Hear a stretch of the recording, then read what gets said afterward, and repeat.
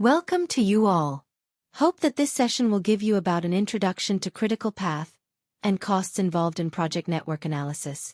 This video is a continuation of previous videos as a part of network analysis. This covers the following as the main sections further in project time analysis. A brief introduction to critical path and costs concerned. A critical path of a project.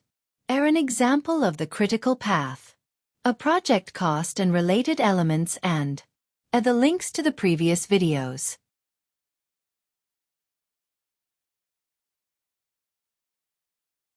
Introduction. In completing a project, duration and cost are two of the main aspects. The critical path and cost analyses of a project explore which of them, duration or cost, can be focused in completing the project. Therefore, this video illustrates related aspects, trade-off between the duration and cost of the project, and how the project can be completed optimally.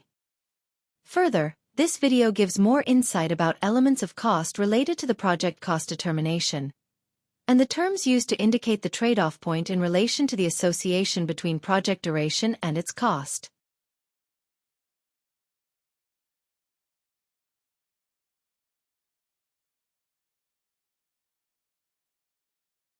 Now, we move on to look into the critical path of a project. This critical path approach is a technique which basically aims to create a conciliation between completion duration and cost of a project. Using more resources can possibly reduce completion durations of activities in a project. This can affect normal completion duration of a project. However, the cost of a project can also be increasing, while using more resources for shortening the completion durations of activities in the project. Thus, the trade-off between project duration and cost is that the price of cost is the completion duration, and the price of completion duration is the cost in a project implementation process.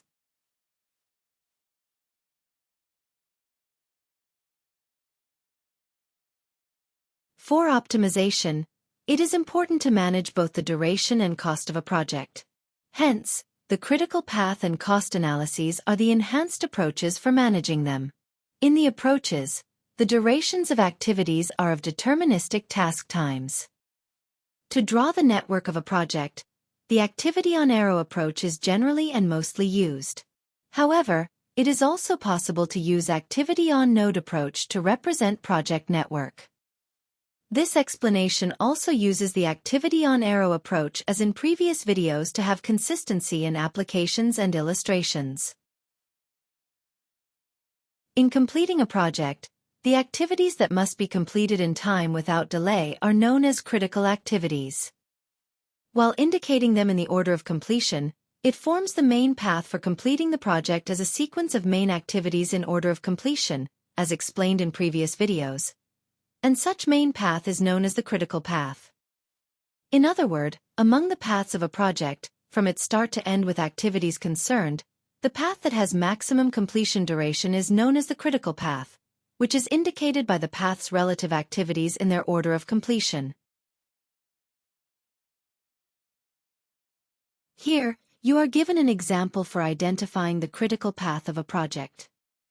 The information on activities from A to I, and their respective average completion durations, and preceding activities in a project, are given in a table.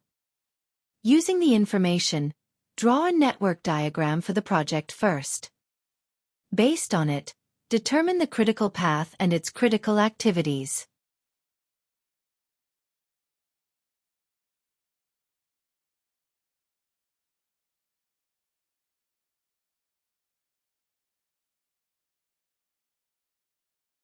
The network diagram for the information is presented here.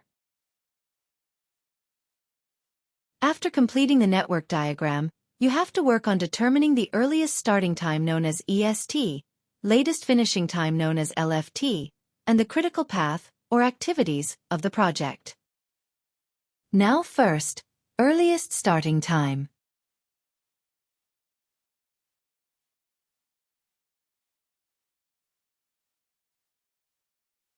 Then, latest finishing time.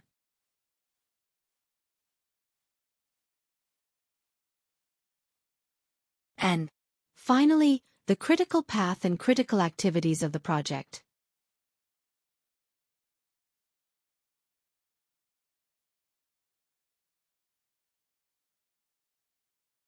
It is notable that the network has 4 paths towards its completion.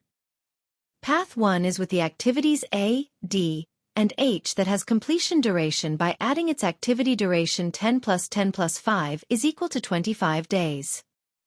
Path 2 has activities A, E, F, and H, and its completion duration 10 plus 10 plus 20 plus 5 is equal to 45 days.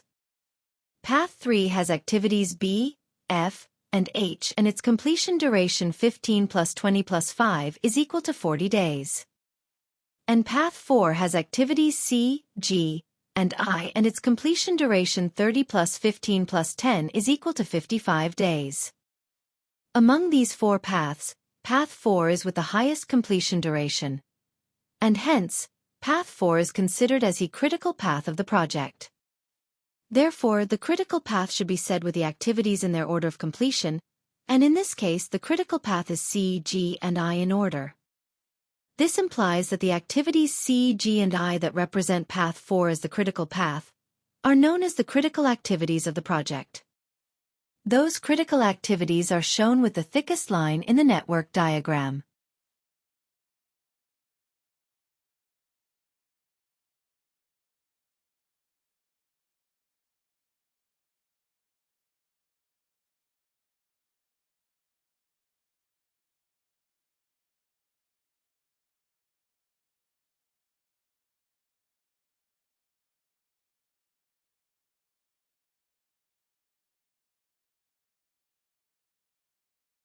Now we can see the elements of cost related to a project. First, the cost estimation of a project. While completing a project, the objective of cost analysis in Project Network is to determine respective costs of its various completion durations. The net cost of a project is determined, in consideration of its network diagram, costs of every activity in the network, and other relevant income and expenses of the project. Costs of activities can be different from each other in accordance with their completion durations. However, it is important to understand different aspects of costs in this section. They are namely, normal cost, fixed cost, penalties and bonuses, crashed cost and cost slope.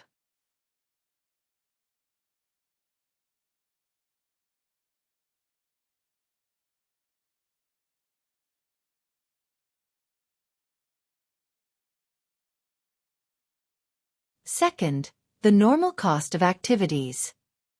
The ordinary duration required to complete a project is known as the normal duration of the project. The cost that is incurred while targeting to complete the project at this normal duration is known as normal cost. It is obvious that various costs possibly take place in relation to use of labor, tools, equipment, and other resources during completion of activities in consideration of normal duration.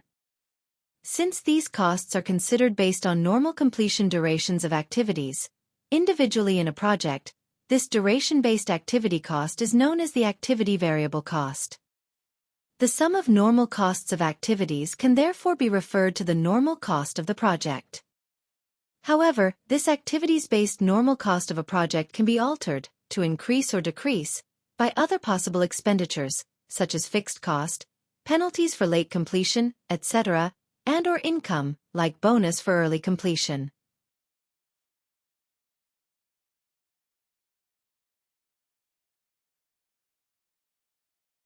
Third is the fixed cost.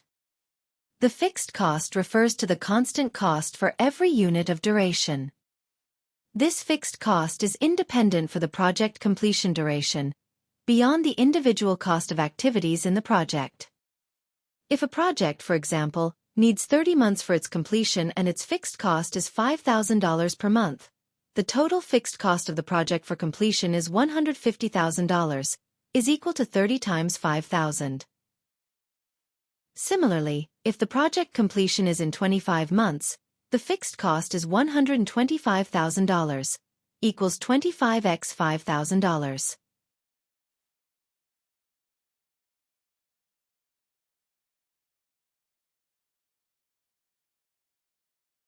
Fourth element is penalty and bonus. There may be two possible circumstances in relation to project completion duration. Firstly, when a project is completed in more than the expected duration, the project executor has to make additional payment as a penalty for its late completion. Secondly, when the project is completed before the expected duration, the executor can enjoy additional benefit like bonus for early completion of the project. In both cases, it is important to consider whether appropriate provision of penalty for late completion or bonus for early completion has been made in the project contract agreement.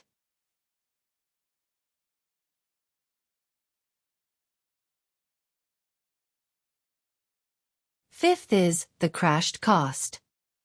Attempting to complete a project in shorter than normal duration implies employing more resources to complete every activity in the project.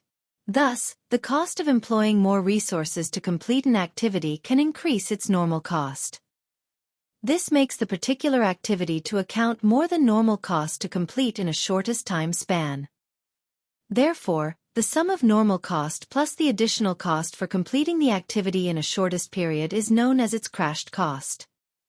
When every activity is crashed in the project, the total crashed cost of the project equals to normal cost plus additional crashed cost of every activity. The additional explanations on these calculations will be explained in the subsequent videos if you extend your support.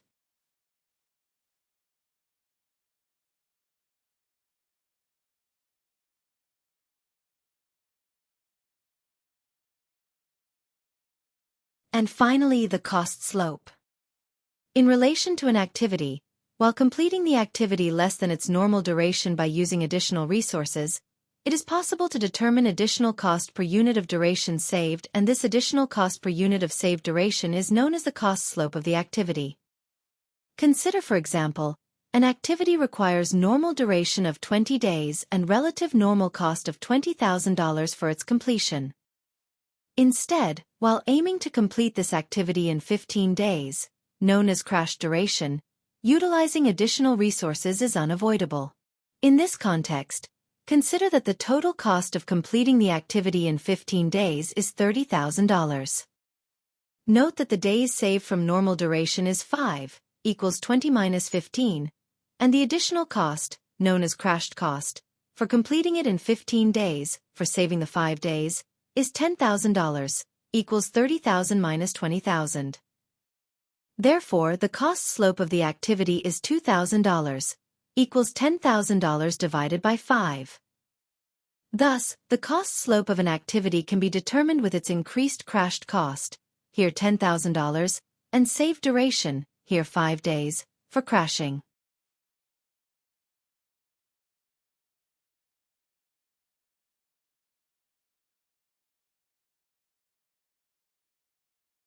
Cost slope can be determined as dividing the difference of costs by the difference of durations. This implies that the difference, here $10,000, resulting from crashed cost, here $30,000, minus normal cost, here $20,000, is to be divided by the difference 5 days from normal duration, here 20 days, minus crash duration, here 15 days, of an activity. In this context, the cost slope CS equals $2,000 implies that there is an additional cost of $2,000 for every day saved from normal duration by crashing. This is further illustrated next with the available detail in this table.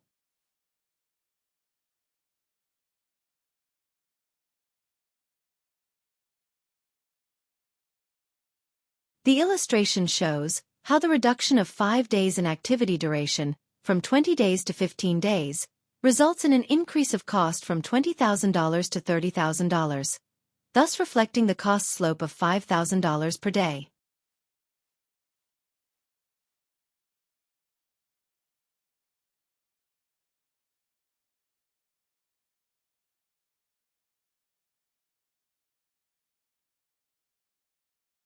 Associating duration and cost of a project. Normal duration, normal cost, crashed duration and crashed cost of a project are illustrated above. Hence, it is possible to have various combinations of these durations and costs in relation to completing the project. However, In consideration of the above-said durations and costs of a project, possible outcomes are: first, the normal duration and normal cost, known as normal duration and its associated cost, or normal cost and its associated duration. Second, the minimum duration and its associated cost. Third, the minimum cost and its associated duration, and fourth, the optimizing the duration or cost.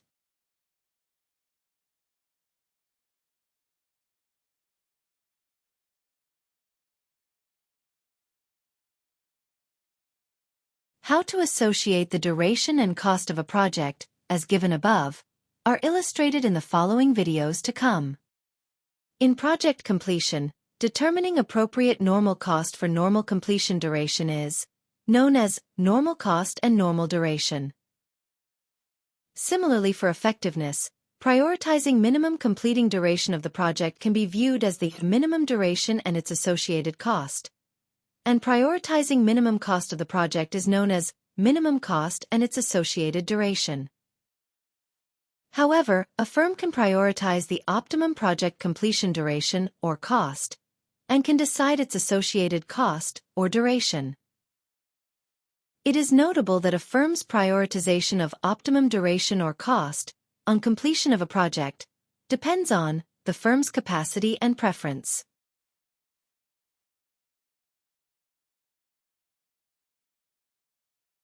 Now, it is time to know about the relationship between PERT and CPA.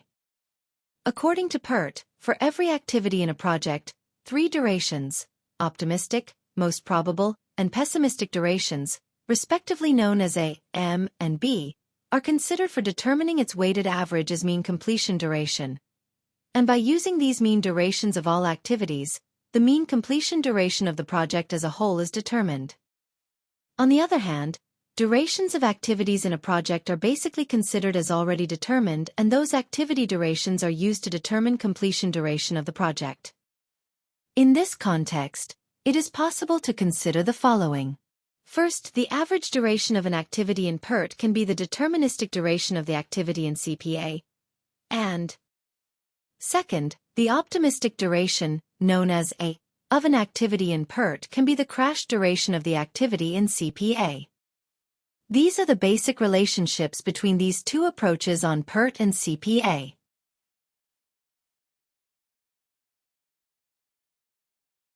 Thank you for watching this video. If you find this video is useful and or need more clarification, you may leave a comment about your thoughts. Your valuable comments can make me produce other related videos meaningfully with your support. Thank you in advance for your comments to be made.